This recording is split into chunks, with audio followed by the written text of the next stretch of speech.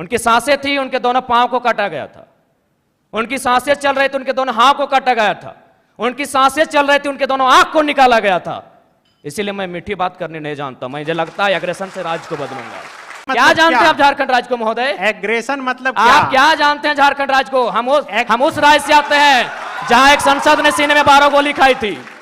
हम उस झारखंड से आते हैं जहां MP member of parliament Sunil Mahato ने 1 2 3 4 5 6 7 8 9 10 11 12 गोली खाई थी सांसद ने। क्या सुनने में अच्छा लगता है? तब आप झारखंड को नहीं जानते हैं।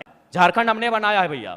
निर्मल महतो के सीने में गोली लगी थी, तब झारखंड का चर्चा दिल्ली में हुआ था। तब राजीव गांधी को पता चला था कि हां झारखंड की डिमांड किया जा रहा है। तो मुझे लगता है एक बार ये श्रीमान, ये नियम कानून, एक बार एग्रेशन की गवर्नमेंट होनी चाहिए। बाकी यूथ डिसाइड करे। मेरा जो व्यवहार है फॉलो अप के मंच में भी मेरा यही व्यवहार है। पसंद लगे वोट कीजिएगा, ना लगे इग्नोर कीजिए। बोल रहे हैं सुनने में अच्छा लग रहा है, आप बोल रहे हैं नहीं, सुनने में नहीं। आप तब झारखंड राज्य को नहीं समझते हैं सन्नी जी। मैं बोल रहा हूँ एग्रेशन। नहीं, आप नहीं समझते हैं झारखंड राज्य को। मैं एग्रेशन सुनने में अच्छा नहीं लगता, यही रियलिटी है। एग्रेशन मतलब यही है कठोर डिसीजन, त्वरित कार्रवाई। आज कार्रवाई किस पे होती है? एक ठेला पे काम करने वाला है, तुरंत कार्रवाई होगी। एक मजदूर है, पुलिस तुरंत कार्रवाई करेगी। आपकी कार्रवाई उस समय काहे नहीं होती है जब बड़े बड़े लोग आपकी गिरफ्त में आते हैं, बड़ी बड़ी मछलियां जाल में फंसती हैं? क्यों कार्रवाई नहीं होती? हम लोग आते हैं तो छोटा रहे या बड़ा रहे, जो गलत रहेगा उस पर कार्रवाई होगी।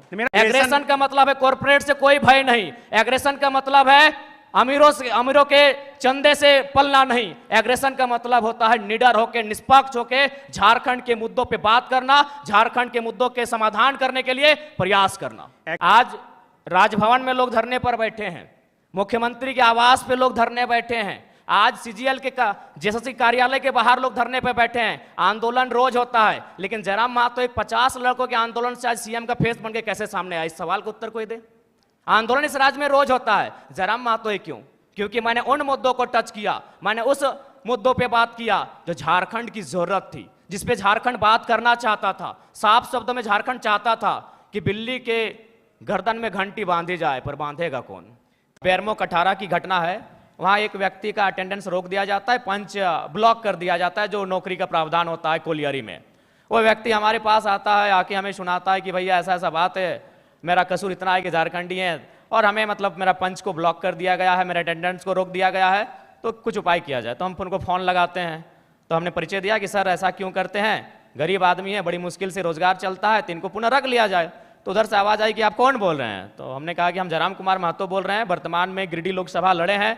तो बोला नहीं, आपसे हम परिचित नहीं है। तो हमें लगा कि शायद वो विधायक या सांसद की पैरवी सुनना चाहते हैं। तो मैंने इतना कहा था कि 2 महीने के बाद चुनाव है, हम बेरमो भी लड़ेंगे, गोमिया भी लड़ेंगे, डुमरी भी लड़ेंगे।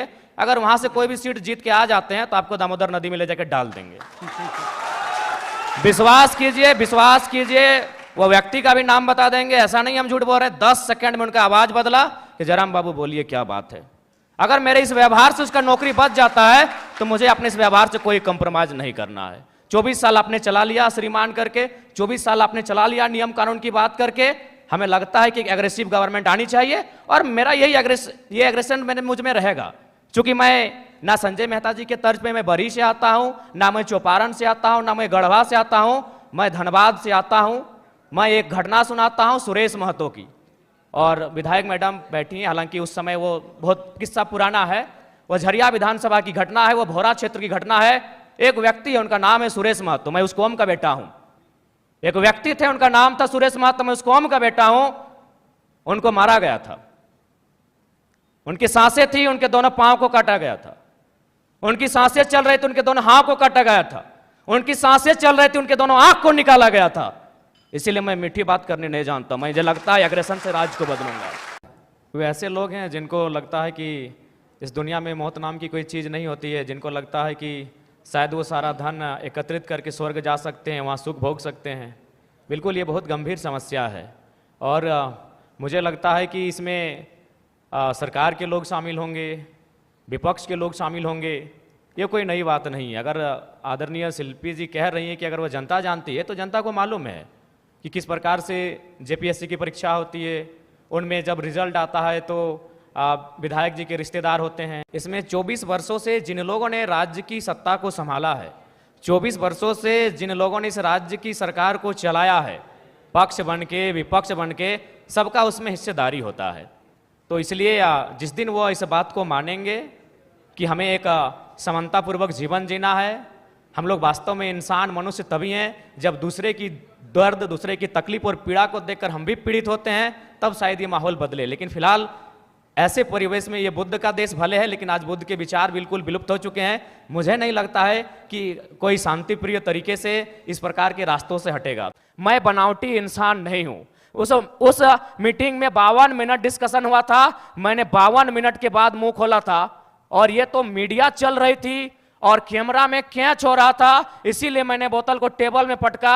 मां कसम हम किसी के मुंह में पटकते, आपके पांव तले जमीन खिसक जाएगी। जब आपने छेड़ा है तो सुन लीजिए।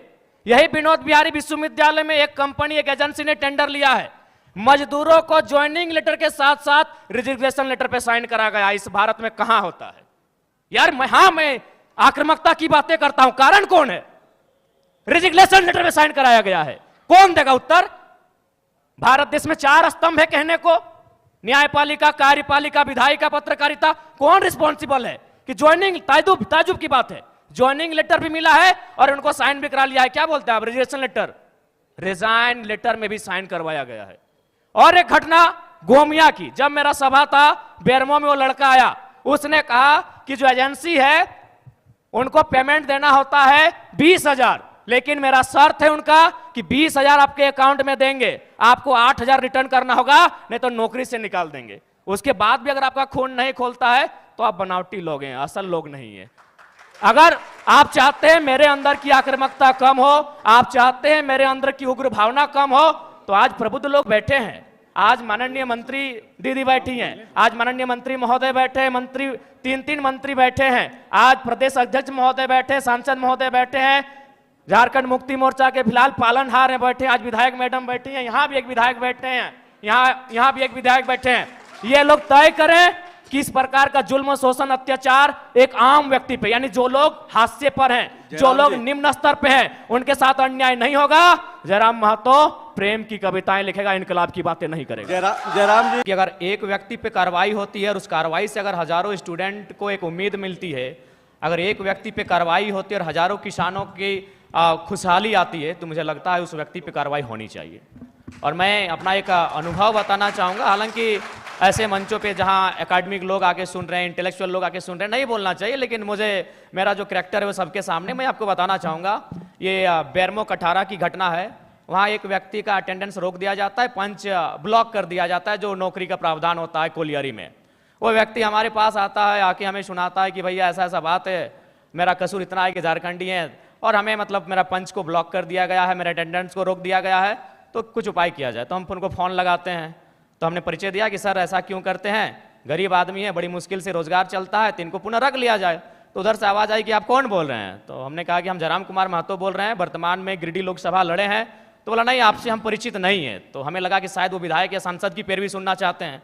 तो मैंने इतना कहा था कि 2 महीने के बाद चुनाव है, हम बेरमो भी लड़ेंगे, गोमिया भी लड़ेंगे, डुमरी भी लड़ेंगे, अगर वहां से कोई भी सीट जीत के आ जाते हैं तो आपको दामोदर नदी में ले जाकर डाल देंगे। विश्वास कीजिए, वो व्यक्ति का भी नाम बता देंगे, ऐसा नहीं हम झूठ बोल रहे हैं। 10 सेकंड में उनका आवाज बदला कि जयराम बाबू बोलिए क्या बात है। अगर मेरे इस व्यवहार से उसका नौकरी बच जाता है तो मुझे अपने इस व्यवहार से कोई कंप्रोमाइज नहीं करना है। अलग राज्य की लड़ाई जिन मुद्दों के साथ लड़ी गई थी वही मेरे मुद्दे होंगे। झारखंड अलग राज्य की लड़ाई में जो सोच के साथ इस राज्य को अलग किया गया था कि जब ये राज्य अलग होगा तो यहाँ के युवाओं के पास क्या अधिकार होगा, जब ये राज्य अलग होगा तो यहाँ के किसानों के पास क्या स्वतंत्रता होगी, मेरे मुद्दे वही होंगे। झारखंड जो हमारे झारखंड के नाम में ही छुपा है, झाड़ यानी जंगल, खंड यानी जमीन का एक भूभाग, और हमारी जो निरंतर लड़ाइयाँ रही हैं आदिकाल से वो इसी विषय को लेकर रही हैं। तो जब मैं विधानसभा के चुनाव में जाऊँगा, मेरा पहला मुद्दा इस राज्य में एक सुदृढ़ स्थानीय नीति का रहेगा। चूँकि मैं जिन क्षेत्रों से आता हूँ वो कोयलांचल का क्षेत्र है। आज भी मैं जब कोयलांचल से होकर आया तो लोगों ने अपनी समस्याओं को लगभग 15-20 आवेदन मेरे पास पड़े। जब मैं एक सामान्य सा बालक हूँ, मैं एक साधारण सा बालक हूँ और मुझे प्रतिदिन 15 से 20 समस्याओं को सुनना पड़ता है, जो समस्याएं होती है ज़मीन से संबंधित। इसलिए मेरा मानना है कि ज़मीन संबंधित जो कानून जो आज हमारे राज्य में हैं भी, CNT, SPT, लेकिन जो लोग सरकार में बैठे हैं उनके मैनिफेस्टो में शामिल होने के बाद भी प्रभावी रूप से लागू ना हो न पाना, प्रभावी रूप से उन विषयों पर चर्चा नहीं कर पाना, उनको संरक्षण ना दे पाना एक बहुत ही गंभीर विषय है। और मेरा मानना यही है, जो कि मैं किसान वर्ग से भी संबंध रखता हूँ, एक किसान का बेटा हूँ, तो मेरे हिसाब से जो ज़मीन संबंधित मुद्दे हैं वो मेरे प्राथमिक मुद्दे होंगे। उसके बाद आज छात्रों की समस्या देख सकते हैं। आज CGL के छात्र, JSSC CGL के छात्र आज धरने पर बैठे हैं। विगत जो पहला एग्ज़ाम हुआ था उस एग्ज़ाम में धांधली हुई, इस एग्ज़ाम में धांधली का मामला सामने आ रहा है। तो निश्चय एक बेहतर नियोजन नीति हो और इस तरीके से एग्ज़ाम को लिया जाए कि धांधली ना हो, गड़बड़ी ना हो, और महत्वपूर्ण सबसे कि अन्य राज्य से लोग जो हमारी हकमारी कर रहे हैं वो कम से कम रुके। उसके लिए मेरे पास मेरी योजना होगी कि हम लोग प्रखंड स्तरीय भाषा के आधार पर एग्ज़ाम लेंगे, क्योंकि भारतीय संविधान आर्टिकल 15-16 इस बात का उल्लेख करता है कि हम जात के आधार पर भेदभाव नहीं कर सकते हैं, हम धर्म के आधार पर भेदभाव नहीं कर सकते हैं, हम उद्गम स्थान के आधार पर भेदभाव नहीं कर सकते हैं, हम लिंग के आधार पर भेदभाव नहीं कर सकते हैं, लेकिन भाषा का कहीं जिक्र नहीं है। तो मेरा मानना है कि सरकार को इस विषय पर सोचना चाहिए। हम लोग अगर सरकार में आते तो इस विषय पर सोचेंगे कि जो प्रतियोगिता की परीक्षाएं होंगी वो हमारी भाषाओं में होंगी। फॉर एग्जाम्पल, जैसे मान के चलिए कोई हिंदी का पेपर आता है परीक्षा में, उसमें एक सवाल आता है कि आंख का तारा इसका मतलब क्या होता है, आग बबूला होना इसका मतलब क्या होता है।